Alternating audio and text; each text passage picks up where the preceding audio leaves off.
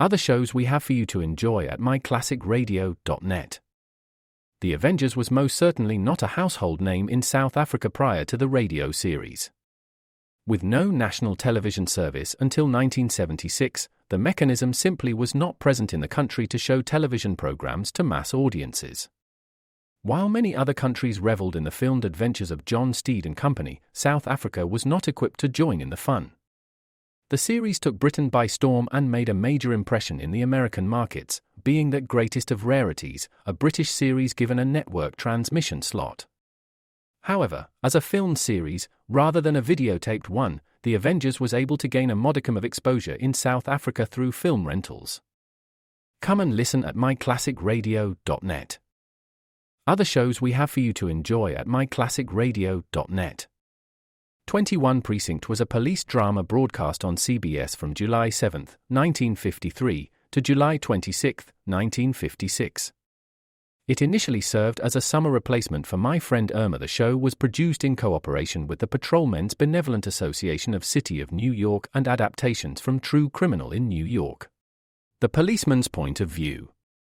Historically, the 21st Precinct had been located near Gramercy Park, Manhattan. In 1929 the department reorganized the precinct numbering, and 21st designation was discontinued. No such precinct existed during the run, nor does a 21st precinct exist. However, the fictional precinct's territory closely corresponds to that of the Upper Side's 23rd precinct since 192. Come and listen at myclassicradio.net.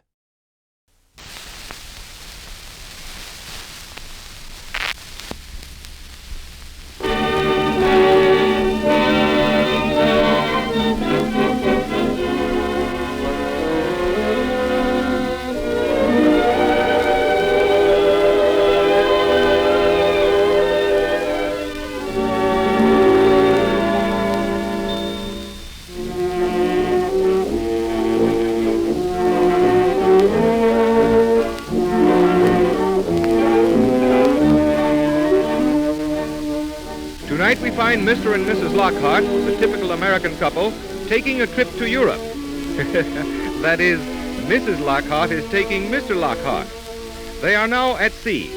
As you probably know, Mr. Lockhart is the average American businessman, blunt, comfortable, knows his own mind, enjoys his business, and would much rather have gone fishing.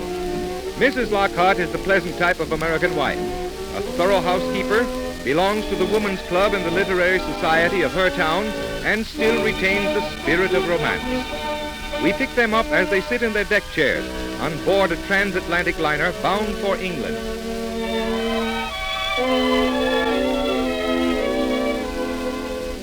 Isn't this perfectly glorious, dear?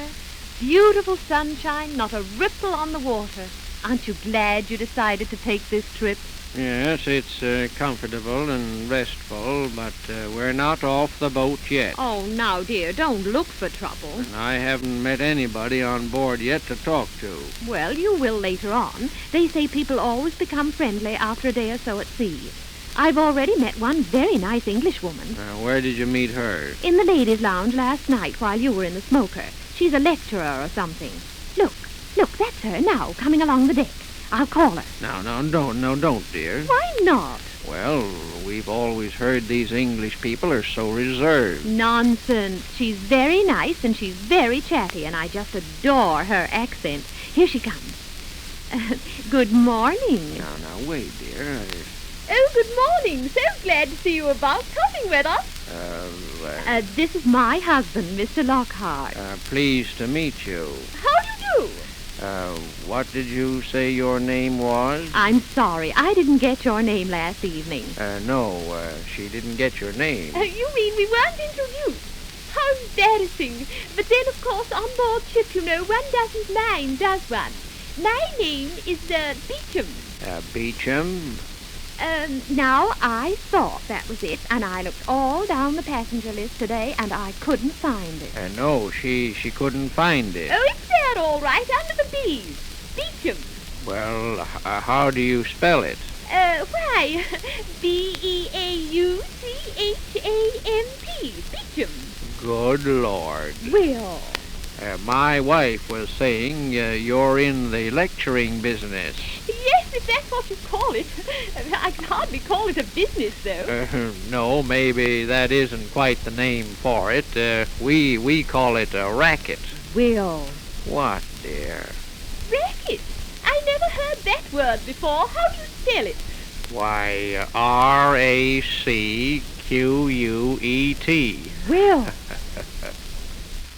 Well, what do you speak on, Miss Beecham. Beecham? My subject is Hands Across the Sea. Such a friendly title, don't you think? And after all, you know, we are cousins. Yes, after all. We speak the same language, nearly. I'm glad you said nearly. Oh, Will, you're terrible. No, I'm not. I was just reading this morning in that guidebook that in England, if I want to buy a pair of garters, I gotta ask for suspenders. And if I want a pair of suspenders, I gotta ask for braces. Isn't that right, Miss Beecham? Oh, quite. And an elevator is a lift, and gasoline is petrol, and the movies are called cinemas. Isn't that right, Miss... Oh, quite. Yes. Well, that's as far as I've got in learning English, but outside of that, I guess we speak the same language. Of course, those are just details. Details, ma'am. If I need a pair of suspenders and I get garters instead, that's no detail. That's a matter of major importance to me. I take it this is your first trip to England. It is. Oh, yes, Miss Beecham. We've never been across before. No, and if I know it, we'll never come across again. Oh, but you don't know what's in store for you. You said it, but I'm preparing myself for the worst. Of course, you'll visit London and the Thames. Oh, the dear old Thames. I suppose we will. Mrs. Lockhart, you simply must persuade your husband to take you panting on the Thames. What's that?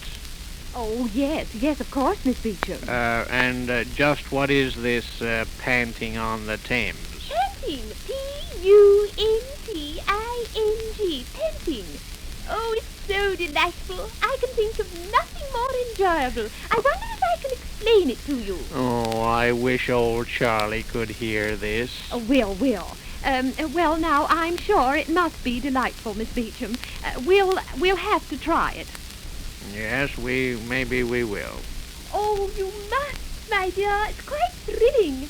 And now I must leave you. Oh, must you go? Oh, yes, I must go. I've only done 3 miles so far this morning, and I always do 5 miles before luncheon. It's 8 miles around the boat, you know. I'll see you at tea time, I hope. Goodbye. Goodbye. Goodbye. Well, panting on the Thames. Wouldn't you like to try it, Will? My dear, before I lose my breath and start panting on the Thames... Yes, dear. I've got to lose my mind and start picking on the coverlets.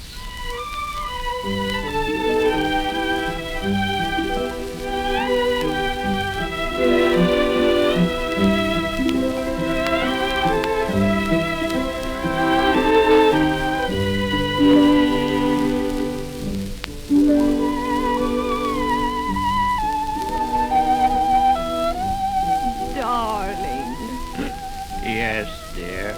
Oh, this cabin is so stuffy. Well, the storm is nearly over now. Oh, I'm feeling so miserable. So am I, dear. I wonder if we should have stayed at home. I know we should. Oh, dear. What was that? Well, I think that was half the Atlantic Ocean. Oh, dear, oh, dear. And that's the other half. Oh, if this boat would only stop rolling just a minute. What was that? I think it's someone knocking at the door. Well, I'm not going to get down out of this upper berth for anybody. You'd better answer it. You'd better answer it, dear. Hello, there's nobody home. May I come in, sir? Yes, come in. Good morning, sir. It's a lovely morning, sir. It is not a lovely morning. Aren't you feeling well, sir? We are not. I'm sorry, sir. Everyone else is up on deck having a lovely time. The sun's shining. It's a beautiful day, sir. Are we the only ones ill? Yes, madam. Everyone else is up enjoying themselves. Isn't there a storm? Oh, no, ma'am. It's just a bit of a blow, that's all. Well, now that makes me feel a little better. Oh, you'll be all right, sir, when you get up. The captain's compliments, sir. And would you be so kind as to be chairman of the ship's concert tomorrow evening? What, me? Chairman of the concert? Oh, Will, isn't that nice? Yes, sir, if you don't mind obliging. Well, now what do you think, dear? Why, yes, dear, of course. You know it's made me feel better already. Well, all right, steward. Give my compliments to the captain and say I'll be glad to officiate. Thank you, sir. Are you feeling better now, sir? Why, yes, I believe I am. And you, madam? Oh, yes, very much better, thank you. I thought you would be. You thought we would? How did you know? Well, sir, seasickness is mostly imagination, sir. And if you've got something to think about instead of yourselves, it soon passes away. Thank you, sir. I'll tell the captain. Well, now, what do you think of that? Chairman of the concert? No, what the steward said. Oh, about imagination. Yes. Well, all I can say, my dear, is that if what we've been through in the past 8 hours is imagination, I never want to be really seasick.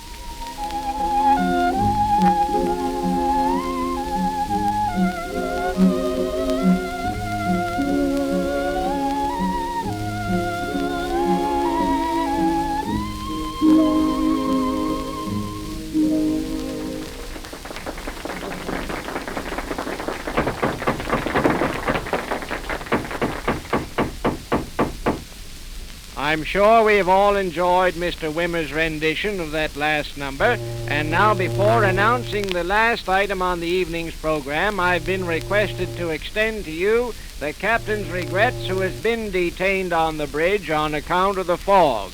Now, we've all enjoyed a pleasant voyage on this bird of passage, as the poet puts it, I forget which one, and I understand that we land at Southampton early in the morning. So I'd ask you all to join in a round of applause for the captain and crew who brought us safely across the trackless ocean, as someone has called it. Now, the closing number is a solo, a soprano vocal solo by one of our charming fellow passengers, Mrs. W.B. Munch. The solo is entitled, "The World is Waiting for the Sunrise." Dear one, the world is waiting for the sunrise. Every rose is heady with dew. The thrust on hay is sleeping neat. It's morning, and my heart is calling you.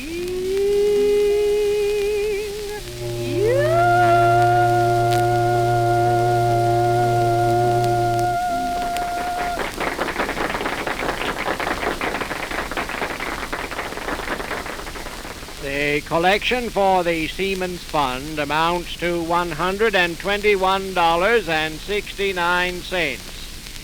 Dancing will now begin on the promenade deck.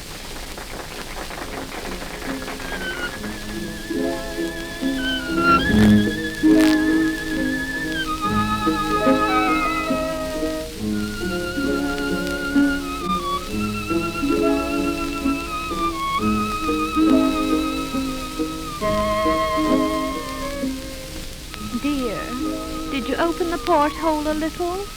Yes, dear. We must be up early in the morning. Yes, dear. Good night. Dear, you were splendid tonight as the chairman.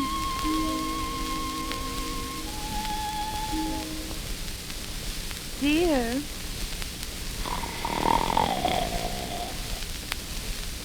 Good night, dear.